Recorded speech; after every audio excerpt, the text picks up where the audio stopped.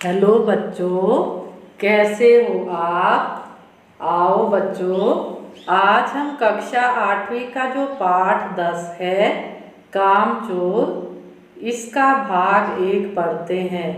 यह एक कहानी है और इस कहानी की जो लेखिका है उनका नाम है बच्चों श्रीमती इस्मत चुगताई। तो आज हम कामचोर यानी कि काम से जी चुराने वाला, अब देखते हैं इस कहानी को पढ़ते हैं कि इस कहानी में कौन ऐसे हैं जो काम से जी चुरा रहे हैं, जिन्हें काम करने की आदत नहीं है। तो कुछ बच्चे हमें कहानी में दिख रहे हैं। आओ अब इस कहानी की विस्तृत रूप से व्याख्या करते हैं। बड़ी देर के वाद विवाद के बाद यह तय हुआ कि सचमुच नौकरों को निकाल दिया जाए। आखिर ये मोटे मोटे किस काम के हैं?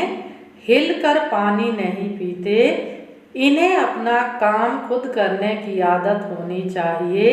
काम चोर कहीं के। तुम लोग कुछ नहीं, इतने सारे हो और सारा दिन उधम मचाने के सिवाय कुछ नहीं करते।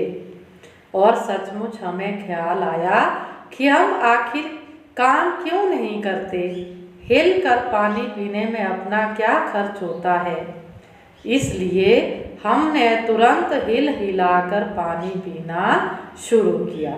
हिलने से धक्के भी लग जाते हैं और हम किसी के दबैल तो थे नहीं कि कोई धक्का दे और सह जाए।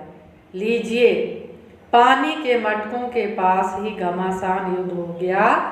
सुराहियां उधर लुढ़की, मटके इधर गए, कपड़े भीगे सो अलग। यह भला काम करेंगे? अम्मा ने निश्चय किया। करेंगे कैसे नहीं। देखो जी, जो काम नहीं करेगा उसे रात का खाना हरगिज नहीं मिलेगा, समझे। यह लीजिए, बिल्कुल शाही फरमान जारी हो रहे हैं। तो बच्चों, ये कामचोर कहानी में ये बताया जा रहा है कि घर में जो वाद विवाद होता है, आपस में निर्णय लेना, बड़े झगड़े के बाद कोई निर्णय लेना, तो घर के बड़े लोगों ने यह निश्चय किया, यह तय किया कि अब हमें घर के नौकर निकाल देने चाहिए। हमारे घर के बच्चे जो है काम नहीं करते हैं, कहते ये पानी पीने के लिए खुद नहीं उठते हैं, इसलिए उन्हें कामचोर कहा गया है। और सारा दिन उधम उधम होता है, शोर शराबा, शरारत करना, इसके सिवाय कहते ये कुछ भी काम नहीं करते हैं। इसलिए उन्होंने भी, बच्चों ने भी निर्णय कर लिया कि हम अब अपना पानी खुद पिएंगे। पानी पीने में हमें क्या खर्च लगता है, हमारी सेहत खराब नहीं हो जाएगी कहते। अब कहते पानी पीने के लिए गए तो दबैल यानी कि दब्बू तो नहीं थे, इसलिए धक्के लगे और इतनी लड़ाई हो गई वहाँ पे। चित्र में भी हम देख रहे हैं कि जो सुराहियाँ, मतलब तंग मुंह वाला जो घड़ा होता है, या मटके मिट्टी का घड़ा, या किसी और धातु का घड़ा भी हम कह सकते हैं, जो वो पानी भरने के लिए ले गए थे, वो सारे इधर उधर गिर गए। अब अम्मा ने ये साफ फरमान सुना दिए। फरमान होता आदेश, जैसे शाही मतलब राजसी फरमान होते हैं, राजसी आज्ञा होती है, जैसे वैसे ही आज्ञा यहाँ पे अम्मा ने भी सुना दी बच्चों को। अगर तुम काम नहीं करोगे तो तुम्हें रात का खाना हरगिज यानी कि बिल्कुल भी नहीं मिलेगा। अब चलते हैं बच्चों आगे। हम काम करने को तैयार हैं, काम बताए जाएं। हमने दुहाई दी, दुहाई मतलब एक तरह से प्रण लिया, कसम खाई। बहुत से काम हैं जो तुम कर सकते हो। मिसाल के लिए, मिसाल यानी कि उदाहरण के लिए, यह दरी कितनी मैली हो रही है, आंगन में कितना कूड़ा पड़ा है, पेड़ों में पानी देना है, और भाई मुफ्त तो यह काम करवाएंगे नहीं, तुम सबको तनख्वाह भी मिलेगी। तनख्वाह यानी कि पैसे दिए जाएंगे, वेतन दिया जाएगा। अब्बा मियाँ ने कुछ काम बताए और दूसरे कामों का हवाला भी दिया। माली को तनख्वाह मिलती है, अगर सब बच्चे मिलकर पानी डाले तो बच्चों को वो तनख्वाह मिलेगी। इसका मतलब ये है, एहे, खुदा के लिए नहीं, घर में बाढ़ आ जाएगी। अम्मा ने याचना की, याचना यानी कि प्रार्थना की, फिर भी तनख्वाह के सपने देखते हुए हम लोग काम पर तुल गए। काम पर तुल जाना मतलब काम पर लग जाना, बड़े उत्साह के साथ, जोश के साथ। एक दिन फर्शी दरी पर बहुत से बच्चे जुट गए और चारों ओर से कोने पकड़कर झटकना शुरू किया। दो चार ने लकड़ियां लेकर धुआंधार पिटाई शुरू कर दी। सारा घर धूल से अट गया यानी कि भर गया, उसमें धूल ही धूल समा गई पूरे घर में। खांसते खांसते सब बेदम हो गए। बेदम मतलब सांस नहीं आ रही थी किसी को भी। सारी धूल जो दरी पर थी, जो फर्श पर थी, सबके सिरों पर जम गई, नाकों और आंखों में घुस गई। बुरा हाल हो गया सबका। हम लोगों को तुरंत आंगन से निकाला गया।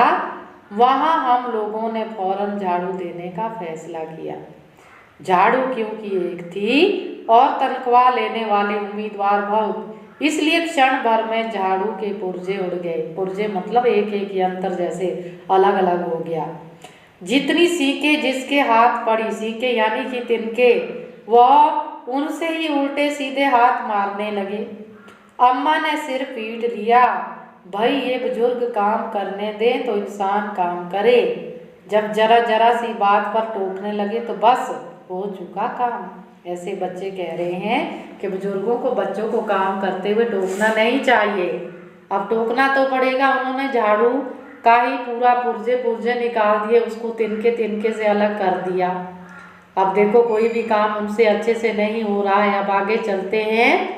असल में झाड़ू देने से पहले जरा सा पानी छिड़क लेना चाहिए। बस यह ख्याल आते ही तुरंत दरी पर पानी छिड़का गया।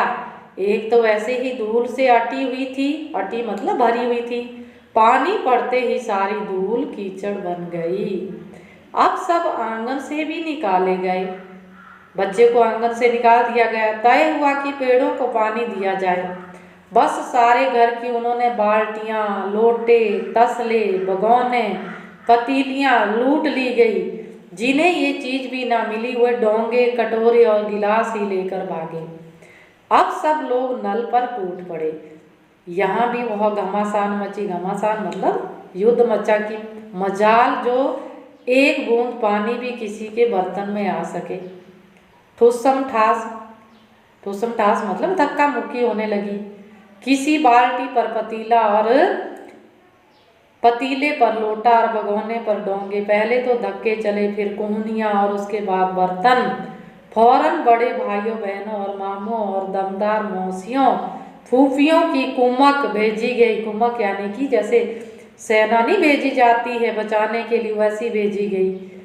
फौज मैदान में हथियार फेंक कर पीठ दिखाई। हथियार फेंकना मतलब हार जाना, वो भी हार गई सारी फौज जो रिश्तेदार भेजे थे।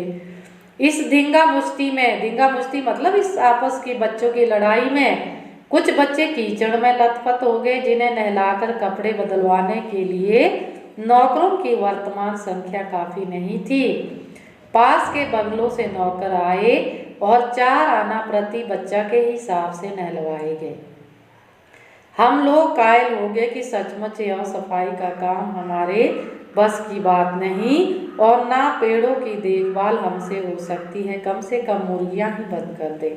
अब वो थक गए कि हमसे ये काम नहीं होने वाला, ये सफाई का काम, ना हम पेड़ों को पानी डाल सकते हैं। अब उन्होंने अगला नया काम ले लिया कि मुर्गियों को बंद किया जाए। बस शाम ही से जो बांस, छड़ी, हाथ पड़ी लेकर मुर्गियां हाँकने लगे। हाँकना मतलब उन्हें उनके जहाँ रहने का स्थान था, चल दड़बे दड़बे वहाँ की ओर हाँकने लगे। दड़बा जहाँ मुर्गियों को रखा जाता है। पर साहब मुर्गियों की भी किसी ने हमारे विरुद्ध जैसे भड़का रखा था। उठ पटांग इधर उधर कूदने लगी। 2 मुर्गियां खीर के प्यालों से जिन पर आपा चांदी के वर्क लगा रही थी, आया जो है चांदी के वर्क लगा रही थी, दौड़ती फड़फड़ाती हुई निकल गई। तूफान गुजरने के बाद पता चला कि प्याली खाली हैं और सारी खीर दीदी के कामदानी के दुपट्टे और ताजे दूल्हे सिर पर लगी हुई है।